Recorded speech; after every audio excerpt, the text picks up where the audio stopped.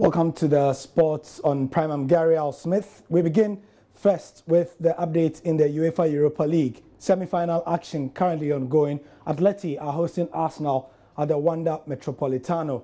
And the last time we checked, it was 1-0 and 2-1 on aggregate to Atletico Madrid. Goal by Diego Costa.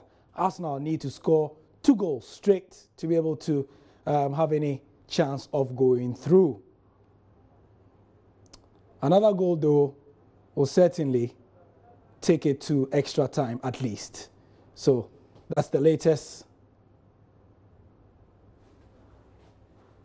In some Ghana news, the Ghana League Clubs Association say they have gotten a headline sponsor for the annual football tournament they call the Galka Top Meet. And it's a development which has been greeted with a lot of euphoria by the local football community. With the report is Nana Kwame Asamoah of our desk. Clubs Association, GALCA, have announced Forever Active Boost Energy Drink as the headline sponsor for the 2018 President's Cup, which is set to come off on the 8th of July. The Cup, which is normally played on the 1st, has been shifted to the 8th due to the upcoming FIFA World Cup. The match is played in honor of the sitting President of the Republic of Ghana. The new sponsorship is a 5-year deal, which will see more exciting activities included on the day. In an address, the chairman of GALCA, Mr. Kujofianu, commended BS9 Company Limited, who are the producers of Forever Active Boost Energy Drink. We want to assure 9BS, I'm saying that this is not a new marriage. They know GALCA too well, and we also know them too well. We know that this collaboration is going to take Ghana football to another level. This year, we want to bring in a lot of innovations into the organization of this competition. 9BS thinks that if this match is being played in honor of the president, we should not task Ghanaians with payment of gate proceeds. So there's a likelihood this year's President's Cup will be played without charging gate proceeds or other gates.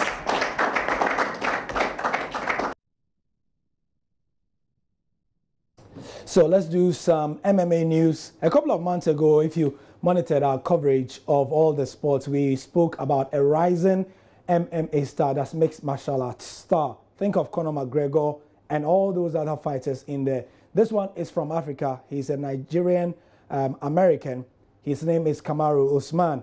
He is one of the most feared fighters in the sport. However, just like in boxing, when a champion comes up, everybody runs away from them. He's found it hard to find some of the best fighters because they all fear his amazing style. Kamaru is on the line and joins us from the United States now to tell us about a May 19th showdown that is going to happen in Chile and the prospects for him as well. Thank you and welcome to the Joy News channel, Kamaru.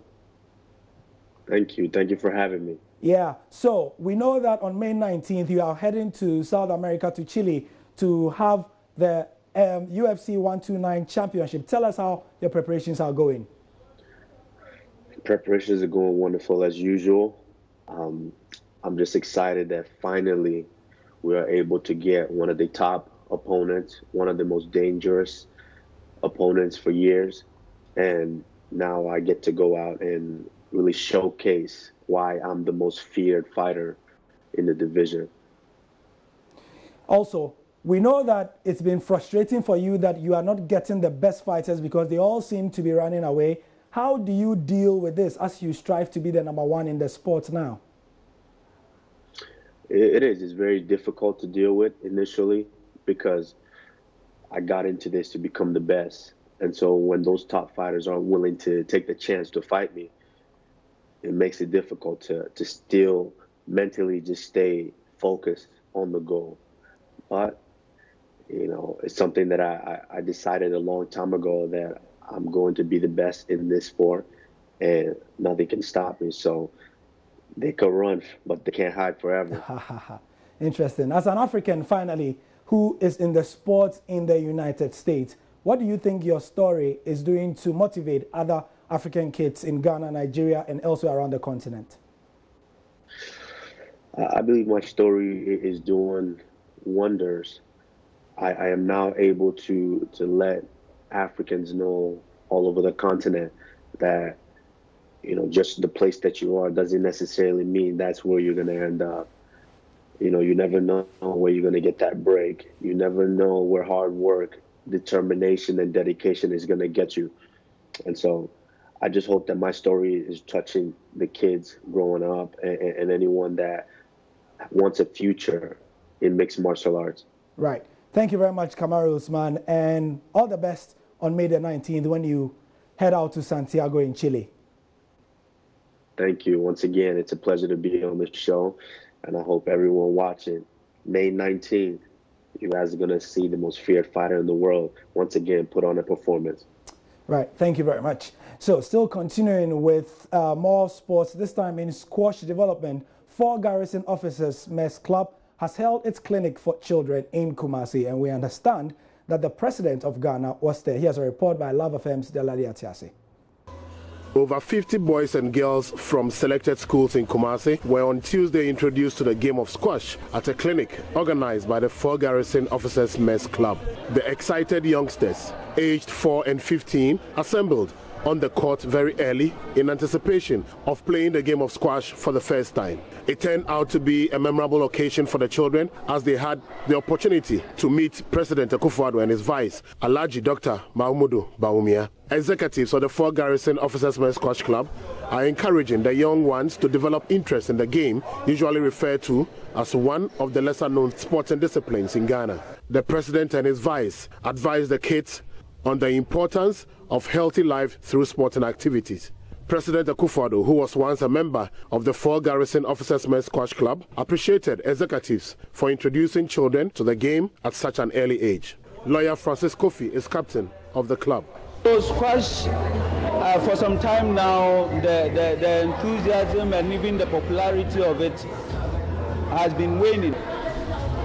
Just like the other lesser-known sports in Ghana, we do not have sufficient support nationally.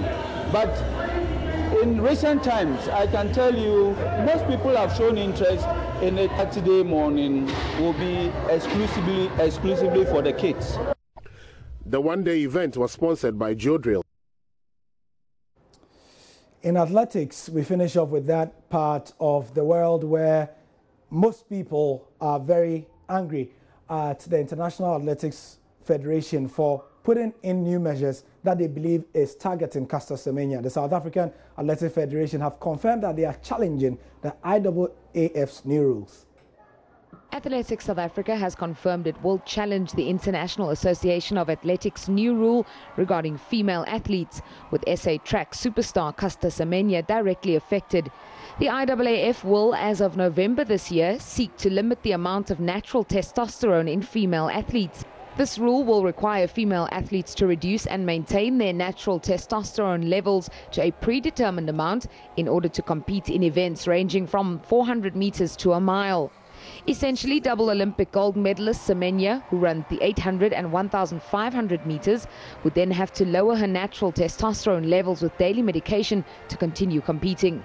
However, Athletics South Africa said in a statement, after consulting with various experts on the matter, they will challenge the IAAF on this new rule, which they find to be skewed. ASA also reaffirmed their support to all female athletes affected by the new ruling. We finish with tennis, and Wimbledon is upon us in a couple of weeks and months, and we understand that there's an increase in the prize money for the 2018 tournament. The All England Lawn Tennis Club on Tuesday announced an increase in prize money for the 2018 Wimbledon tournament starting in July. The total prize fund now stands at £34 million, which is an increase of 7.6%. Total prize money this year will be £34 million, a healthy increase of 7.6% on 2017. Men's and ladies singles champions will each receive £2.25 million. That is an increase of £50,000 on last year, or 2.3%.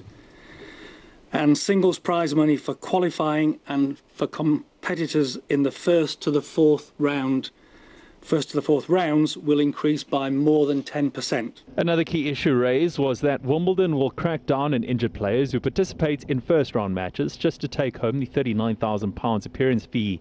There were 8 player withdrawals in 2017, 7 of which came in the first round of the men's competition, which led to accusations that injured players were showing up solely to collect their prize money. Rule changes now allow the competition to fine players 100% of their fee if they are found to have not been fully fit, but if the player withdraws prior to the match, then they'll take home 50%. In the wake of last year's first round withdrawals, we pledged to act on it, and we have done so. We were very influential in the creation and adoption of the 50-50 rule and hope that the introduction of it will play a significant role in mitigating the problems of first round singles retirements. The rule means that players on site who are injured or sick can withdraw before their first round match and still receive 50% of the first round prize money. Crucially, however, if they opt to play the match, they are vulnerable to a fine of up to 100% of their first round prize money if we believe they should not have played the match.